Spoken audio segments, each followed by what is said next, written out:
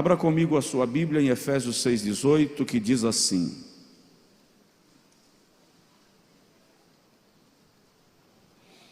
orando em todo o tempo, com toda a oração e súplica no Espírito, e vigiando nisto com toda perseverança e súplica por todos os santos, e por mim, para que me seja dada no abrir da minha boca a palavra com autoridade, para fazer notório o mistério do Evangelho. Vou repetir: orando em todo o tempo, com toda a oração e súplica no Espírito, e vigiando nisto com toda a perseverança e súplica por todos os santos.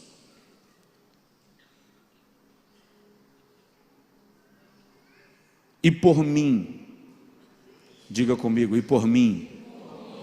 Olha aí para o seu vizinho e fala com ele: e por mim.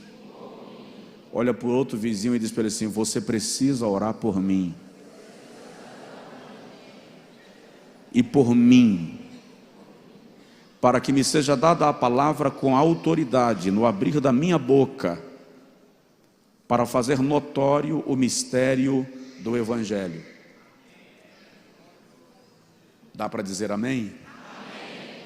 Hoje eu vou fazer só uma introdução sobre oração, abrir um pouco o leque do que é a oração. A partir da próxima terça, aí eu vou falar sobre primeiro, segundo e terceiro nível da oração.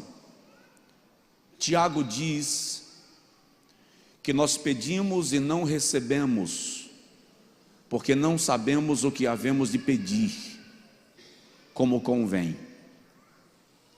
Se nós não sabemos o que havemos de pedir como convém, e esta é a razão pela qual nós não recebemos o que pedimos, então queremos ser orientados acerca da oração para que ela gere resultados poderosos em nossa vida. Tiago também diz no capítulo 5 que a oração de um justo pode muito. Diga comigo: a oração pode muito. Então, a oração de um justo pode muito em seus efeitos. O que Tiago está dizendo é que a nossa oração vai gerar resultados, vai mudar as coisas. Algo vai acontecer por meio da oração. John Wesley, conhecido como o grande avivalista do Reino Unido, tinha uma frase que dizia que a oração, ou que diz que a oração é o oxigênio da alma. Ou seja, sem oração, a sua alma morre asfixiada.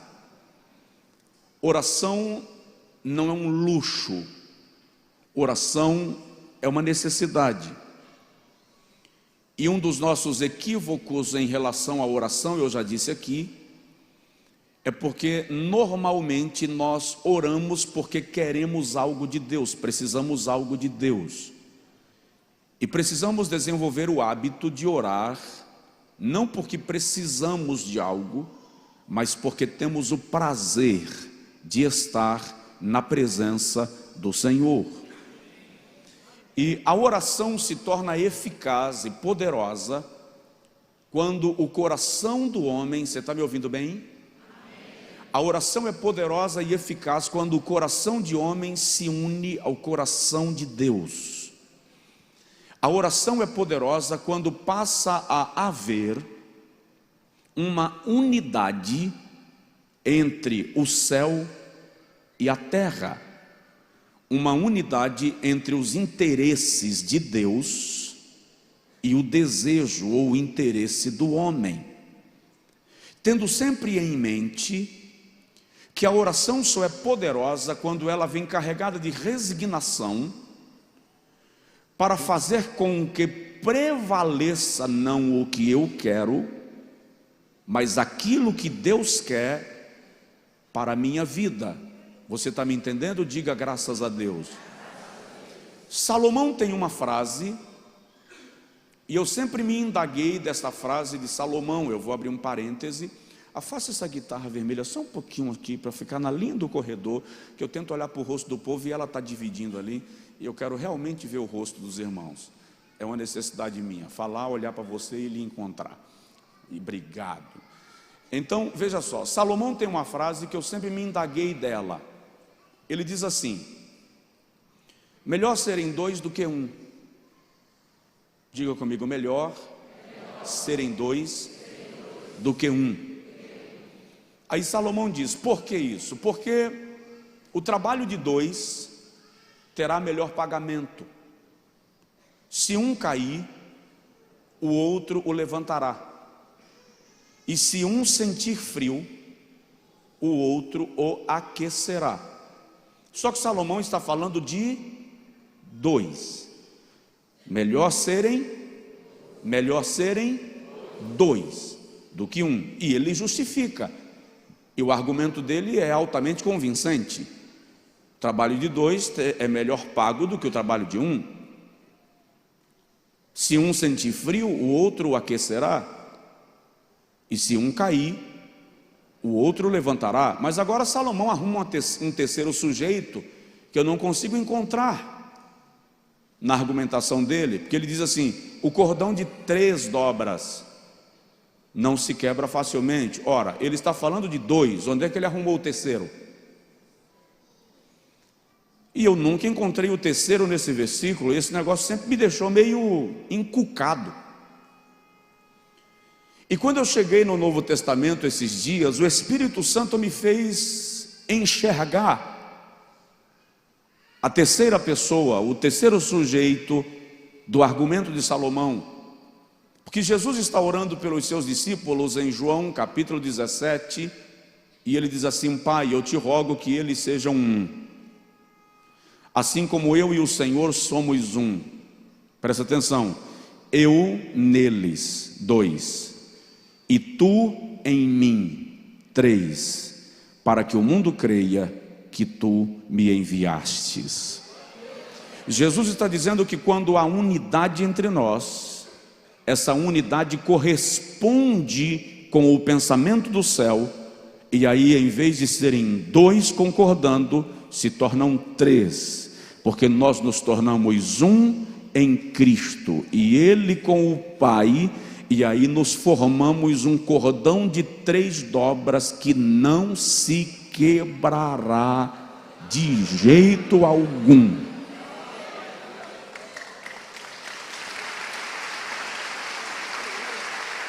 Então, a oração é o lugar onde a unidade se torna perfeita.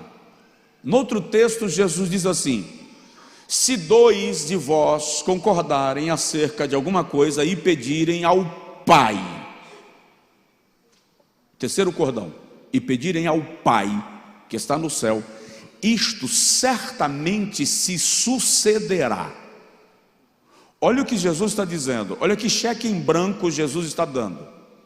Se 2 de vós concordarem acerca de alguma coisa e pedirem ao vosso Pai que está no céu, certamente se sucederá. Portanto, a oração precisa estar em todo o tempo inteiro, alinhada com o coração de Deus e com a vontade de Deus. Quando nós entendemos isto, aí nós passamos a vivenciar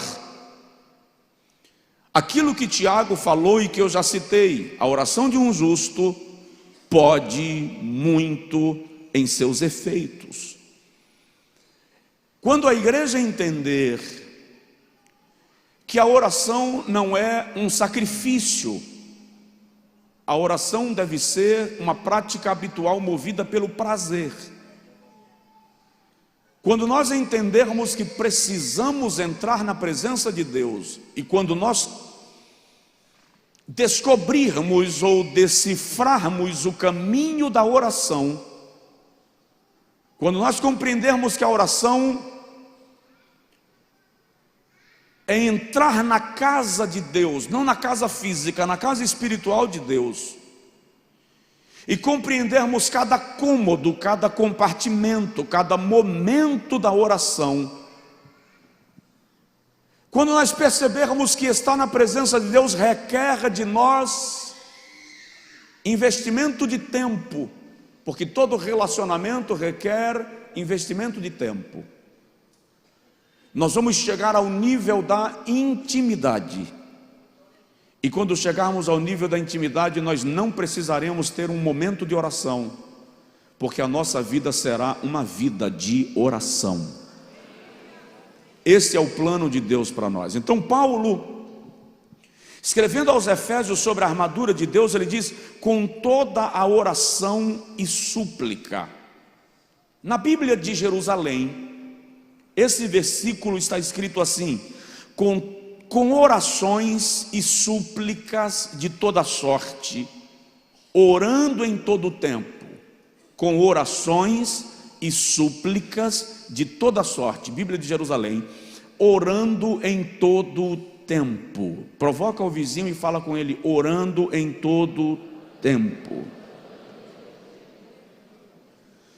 Na tradução de J.B. Phillips, esse versículo está escrito assim: orai sempre, com toda espécie de orações espirituais,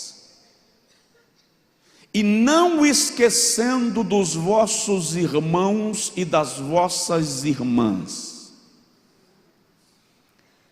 A expressão indica que nós temos mais de uma forma, mais de um nível de oração, mais de uma perspectiva ou visão na oração.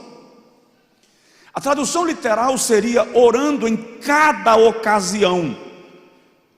Orando em cada ocasião, no Espírito, com toda forma de orar.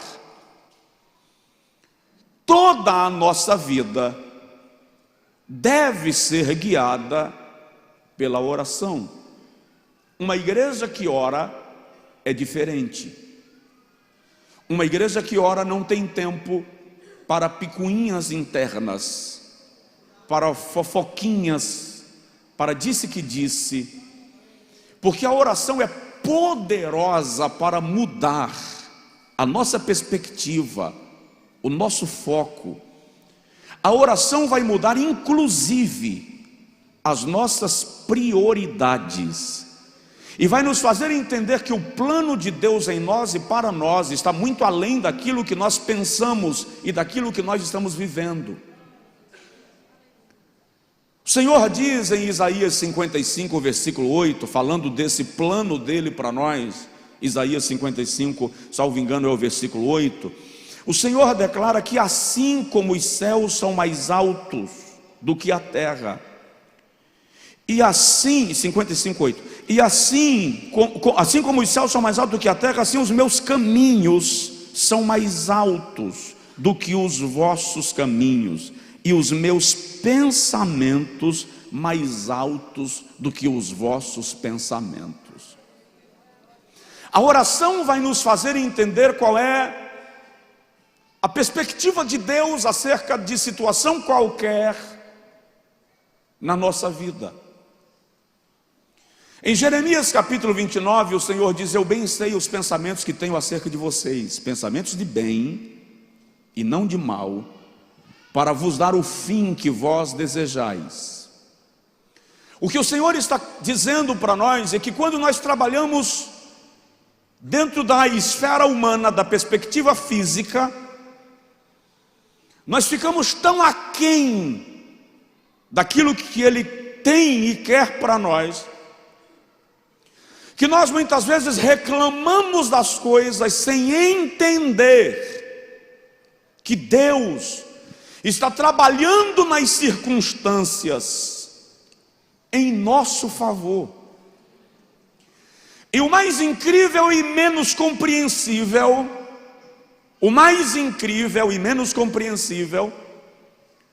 é que muitas vezes no seu jeito de trabalhar, Deus muda a ordem das coisas, inverte a lista de prioridade dos acontecimentos, para confundir aqueles que ele não quer que acompanhem o seu trabalhar. E aí a gente entra em crise, quando na verdade, apesar de os acontecimentos estarem contrários à nossa perspectiva, Deus está trabalhando para nos levar ao ponto que Ele planeja que nós estejamos.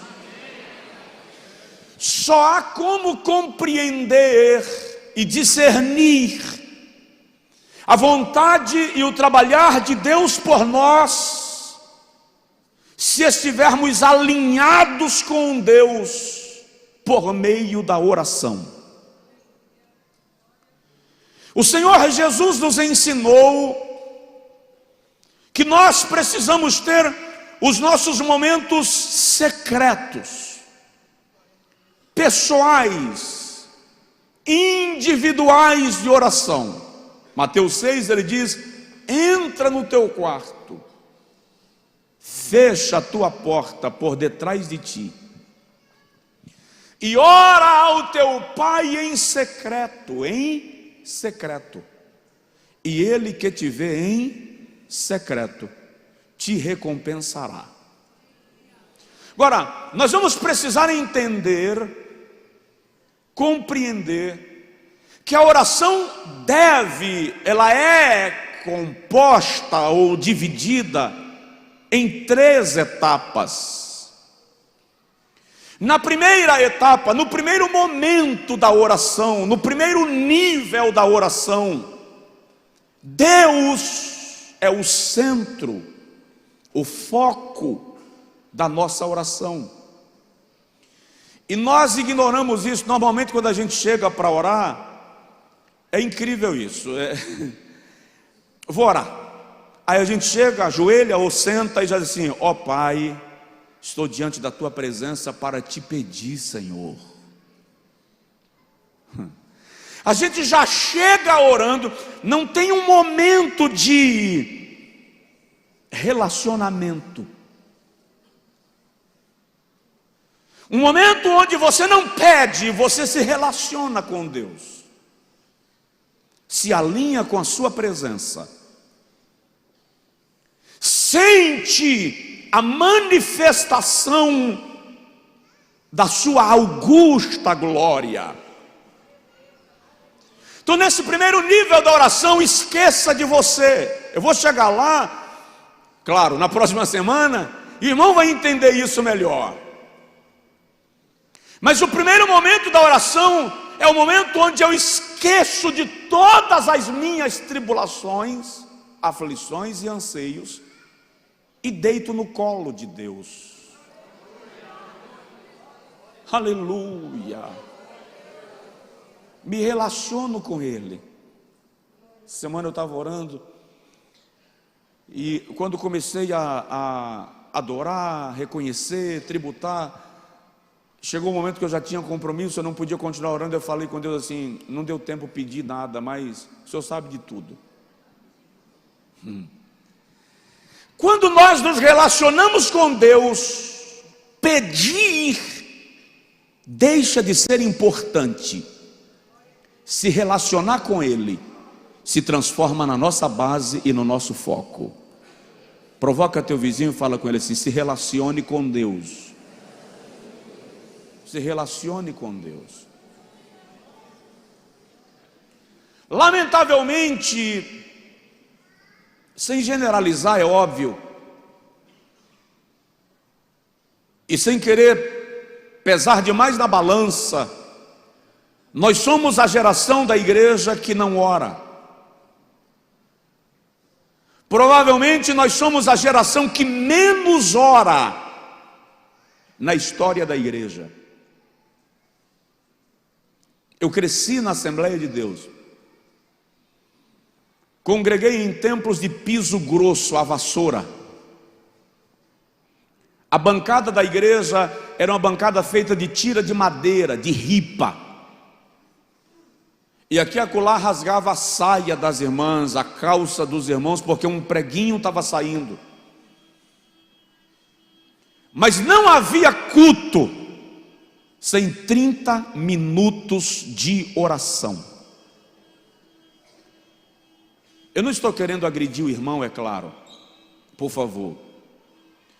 Mas nós estamos há quase 30 dias de oração em 30 minutos, e incrivelmente boa parte de nós chega e não ora nos 30 minutos de oração. A gente fica conversando com quem sentou do lado, mexendo no celular, conversando no WhatsApp, esperando o culto começar, mas a gente não ora, não prepara o ambiente e o coração para receber a poderosa palavra de Deus. E depois é incrível que a nossa hipocrisia egoísta diz assim: por que não tem mais milagres nos nossos dias? Por que Deus não opera mais? Também os pastores não oram, o povo não ora. E a gente começa a apontar para quem não ora e não prestamos atenção que nós não oramos. As coisas vão mudar quando nós voltarmos à oração. Então o primeiro nível da oração, Deus é o centro, e semana que vem eu vou falar só desse primeiro nível. No segundo nível da oração, aí você pode se colocar como o objeto da oração, o objetivo da oração, ou se você quiser chamar assim, o centro da oração. Porém, primeiro Deus, depois nós. Primeiro relacionamento, depois súplica. E o terceiro nível da oração tem os outros, as pessoas, como centro da nossa oração. Eu sei, e até defendo a ideia, que há pessoas que têm, eu não posso chamar de dom ou de ministério, porque biblicamente talvez eu não consiga respaldar, mas há pessoas que têm a missão da intercessão. Há pessoas que têm a missão da intercessão. E é incrível que essa é uma das mais espinhosas da vida da igreja, porque o intercessor genuíno sente as dores da pessoa por quem ele está intercedendo. O intercessor genuíno sofre a insônia da pessoa por quem ele está intercedendo. Mas esse é o terceiro nível da oração, e nós precisamos experimentar isto. Agora, deixa eu falar em não muitas palavras para os irmãos, que a Bíblia nos orienta e nos ensina que nós, e eu repito, precisamos ter um momento solitário de oração, você e Deus. Quando eu leio sobre os heróis da fé, me dá vontade de aceitar Jesus como Salvador. Quando eu encontro os testemunhos de David Brenner, David Livingstone, quando eu encontro os testemunhos de Finney, Wesley e outros, Lutero, que se recolhiam por semanas, dias e noites, sem que ninguém lhes visse a face, apenas orando, jejuando, estudando a Bíblia. Chego à conclusão que a nossa vida espiritual, irmãos, é muito rasa.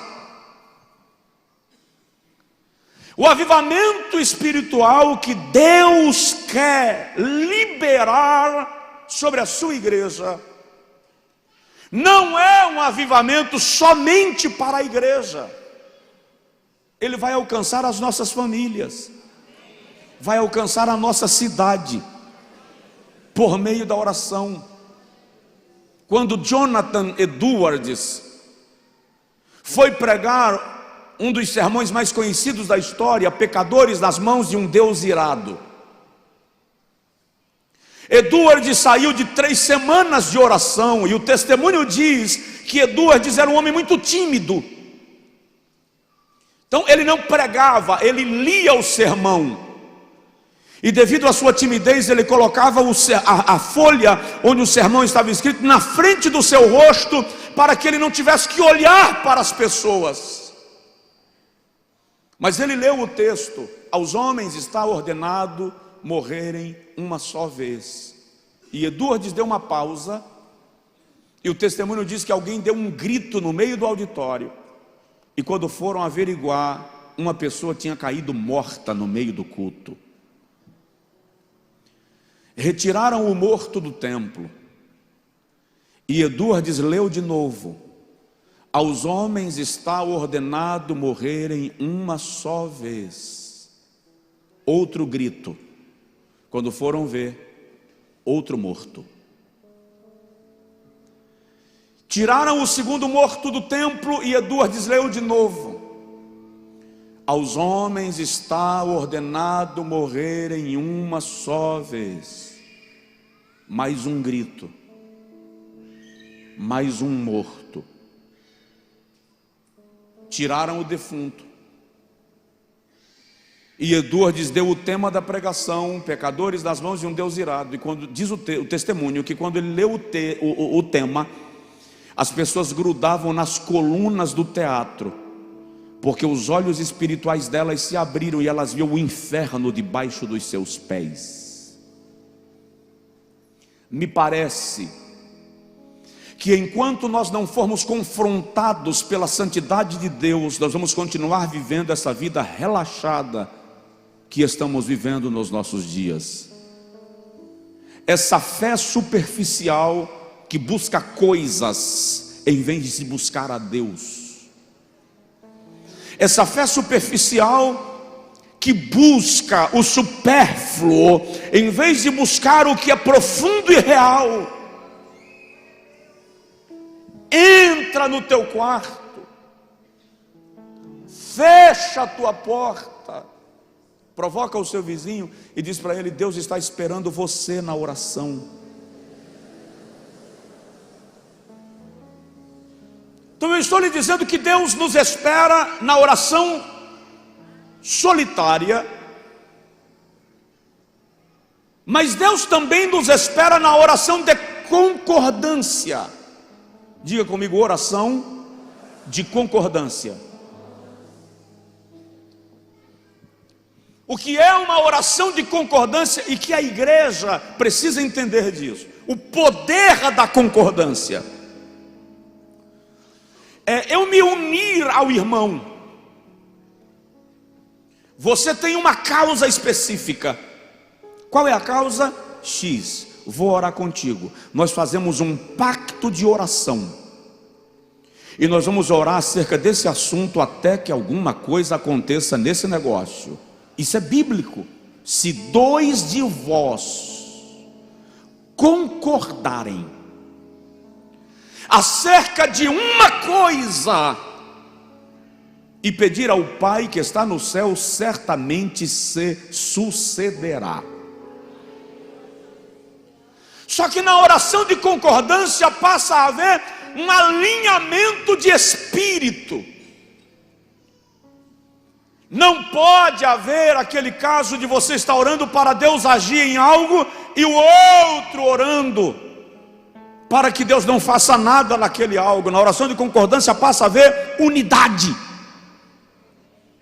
Unidade. Escolha nesta noite ainda um parceiro de oração.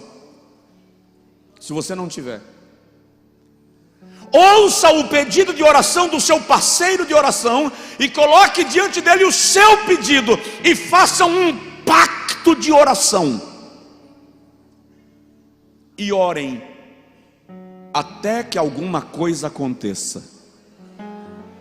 Ei, tem situações que você vai ter a sensação que a terra está se mexendo sob os seus pés. A oração de um justo pode muito em seus efeitos. Além da oração solitária e da oração de concordância, nós podemos viver momentos de oração coletiva. Quando eu digo aos irmãos, forme um pequeno grupo de oração. A igreja precisa ter momentos de oração coletiva.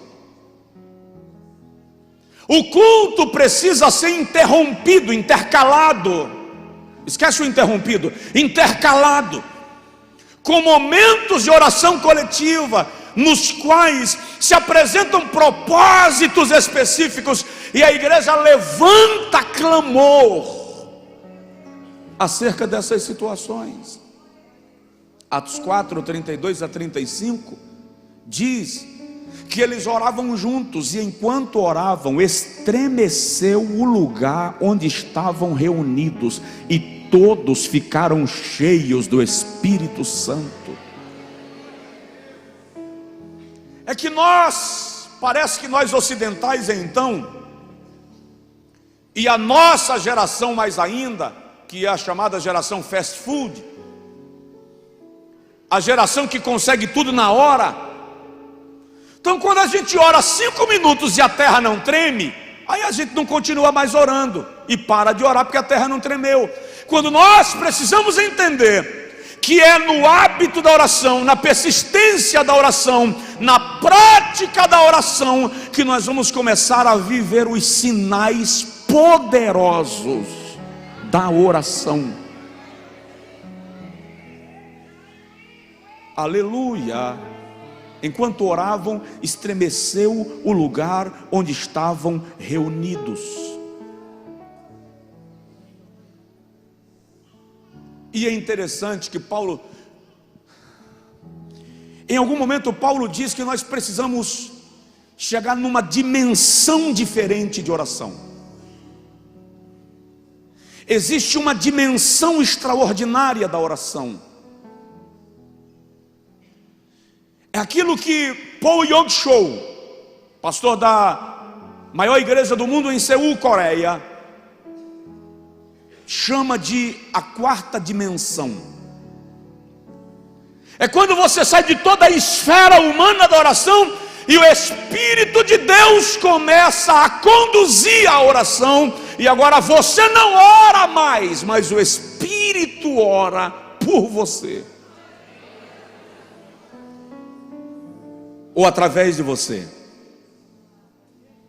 Paulo diz aos Coríntios, primeira carta, capítulo 14, versículo 14 e 15. Aliás, deixa eu começar no versículo 2.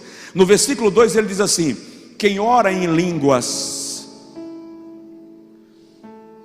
não fala coisas humanas, mas coisas de Deus. Uma tradução literal seria: quem ora em línguas não fala coisas humanas, mas segredos divinos. Tem um momento da oração que o Espírito Santo vai querer assumir a sua linguagem articular, e você não vai orar mais em português, você vai orar em línguas espirituais. Por quê? Porque o Espírito Santo quer te levar a orar, aleluia, numa dimensão que não é humana, mas numa dimensão que é divina, falando com Deus em segredo, cochichando com Deus.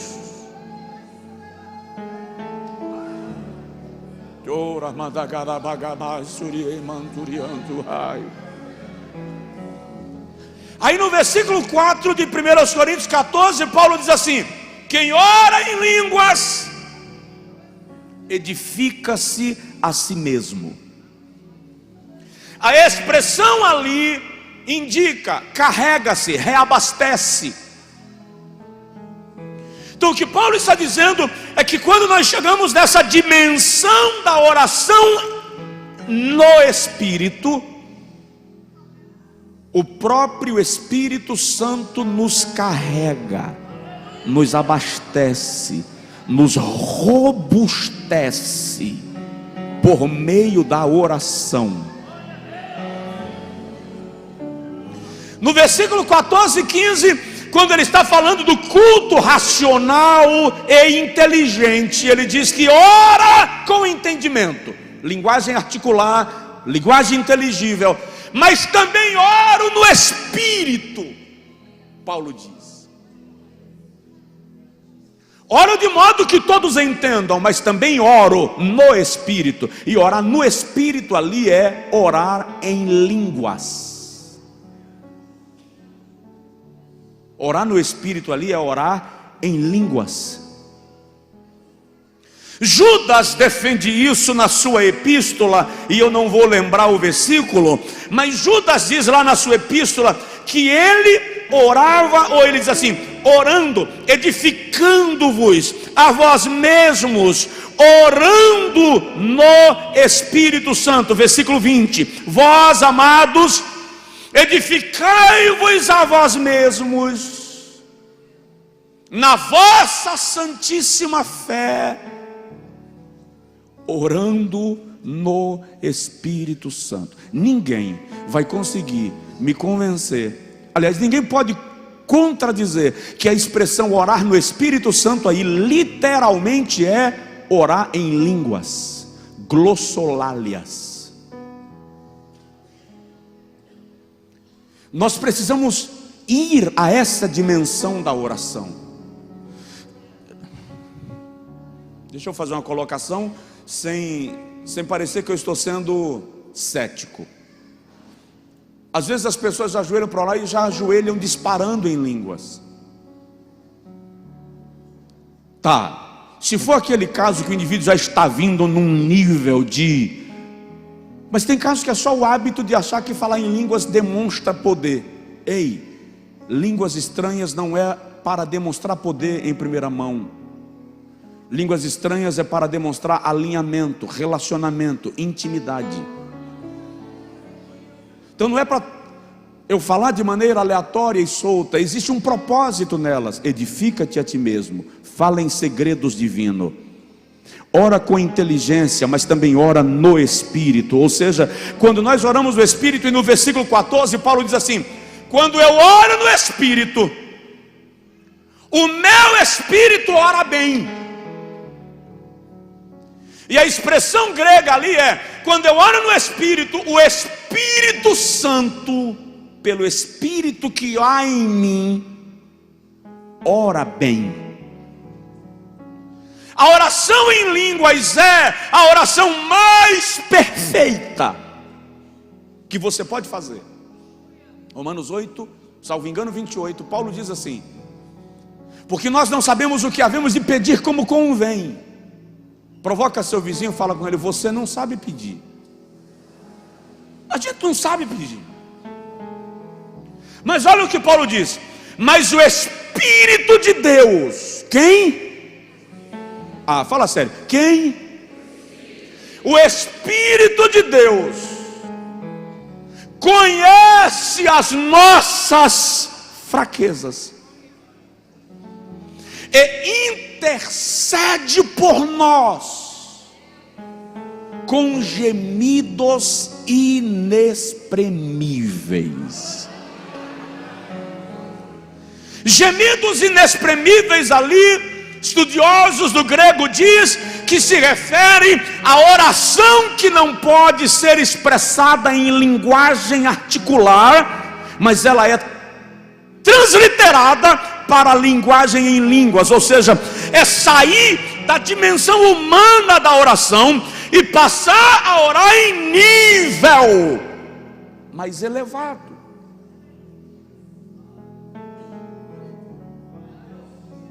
E quantas vezes nós, pelos nossos temores, pelas nossas cismas, pelas nossas coisas, quando vamos orar em línguas, a gente cala a boca, a gente trava, a gente fecha a boca, preocupado com quem está do lado e tal. E é interessante que Paulo diz: eu falo mais em línguas do que todos vós. E Paulo diz assim: eu consigo falar em línguas comigo mesmo e com Deus. Ou seja, eu posso falar em línguas dentro do ônibus sem assustar ninguém, eu com Deus em meu espírito, falando em línguas e sendo edificado nele, por ele e com ele, e fortalecido pela sua presença por meio da oração. Alguém aí está me entendendo? Se estiver, diga graças a Deus, diga aleluia, diz amém, sinalize.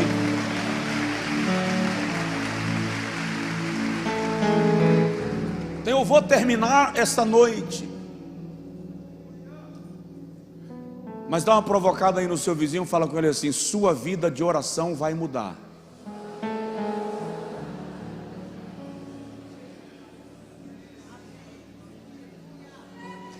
E manda lagai suriambori agadai surianda lagai.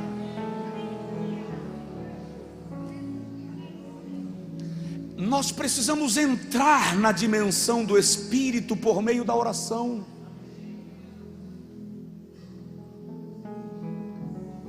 Porque a oração é um convite à presença de Deus, e esse convite vem acompanhado de promessas. Diga comigo: a oração é acompanhada de uma promessa. Olha o que o Senhor Jeová diz em Jeremias capítulo 33, versículo 3. O Senhor diz assim: clama a mim e responder-te-ei. Clama a mim é o convite, responder-te-ei é a promessa. Diga comigo: clama a mim, convite, responder-te-ei, promessa.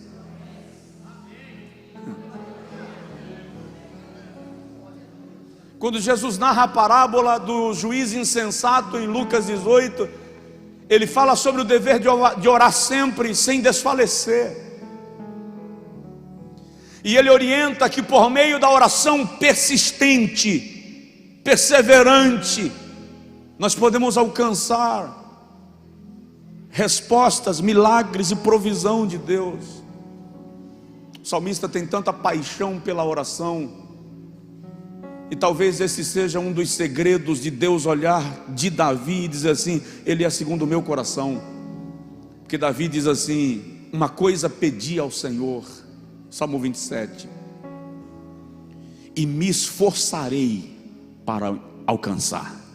Ele não apenas pede, ele se esforça. Uma coisa pedi ao Senhor e a buscarei. Uma coisa pedi ao Senhor e me esforçarei para alcançar, que eu possa morar na casa do Senhor, na sua presença, todos os dias da minha vida. Para quê? Para contemplar, aleluia,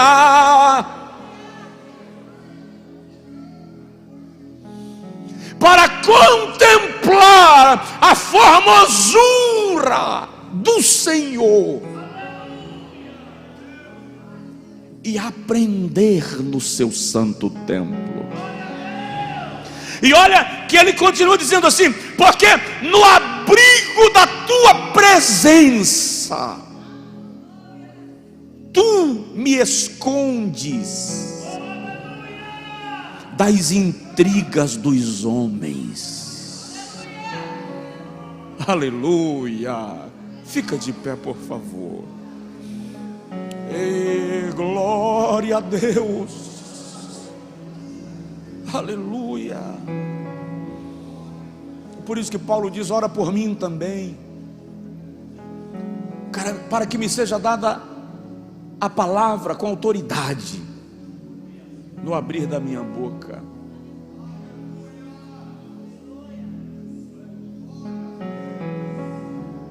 Jesus nos ensina que a oração é o instrumento mais eficaz contra as tribulações e as tentações. Orai, vigiai, para que não entreis em tentação.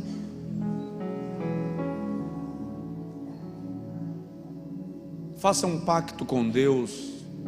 Eu vou lançar a campanha que eu falei há pouco na próxima terça, mas já comece hoje. Faça um pacto de pelo menos 30 minutos de oração diários.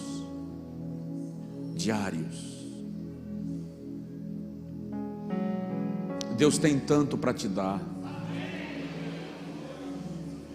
Na hora de sair para cá, Jones estava lendo uma ilustraçãozinha, uma mensagem que ele recebeu,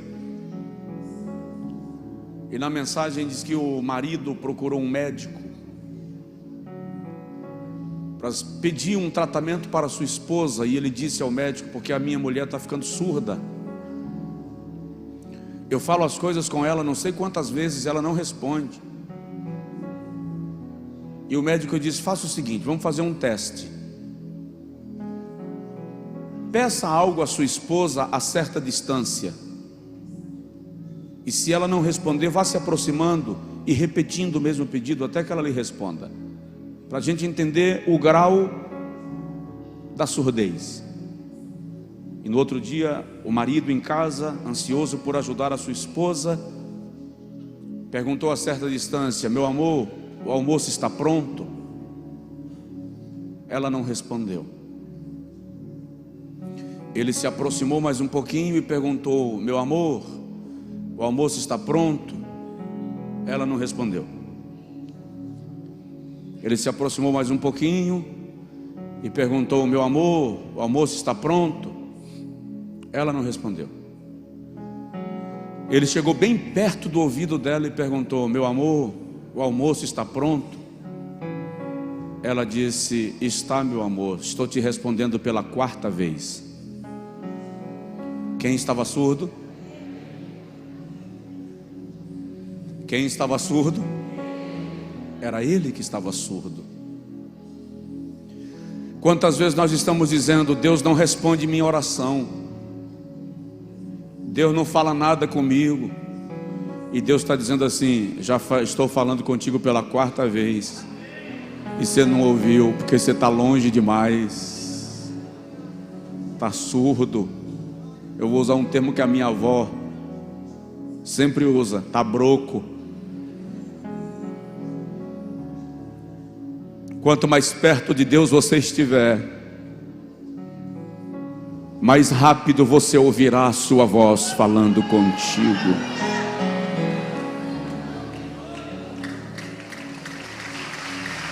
E Ele quer falar com você.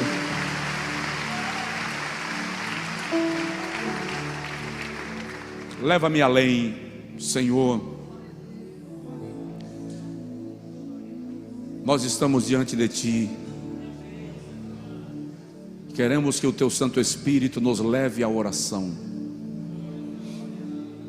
Queremos que o Teu Santo Espírito nos leve ao lugar secreto. Precisamos mergulhar no manto da Tua presença. Ó Deus, eu quero pedir que o Senhor gere em nós uma sede pela oração. Aqueles que estão acompanhando o culto pela internet e os que estão aqui no templo, sejam de igual modo contagiados por uma paixão pela oração. Oh Deus, aproxima-nos de Ti, leva-nos um pouco mais, porque nós, ainda que a gente não compreenda a profundidade, a amplitude e a altura disto, nós temos necessidade de orar, Senhor. Revela-nos isto, comunica-nos isto, porque por meio da oração a nossa alma será santificada e aproximada de Ti. E mandou gora magai, chora bagai.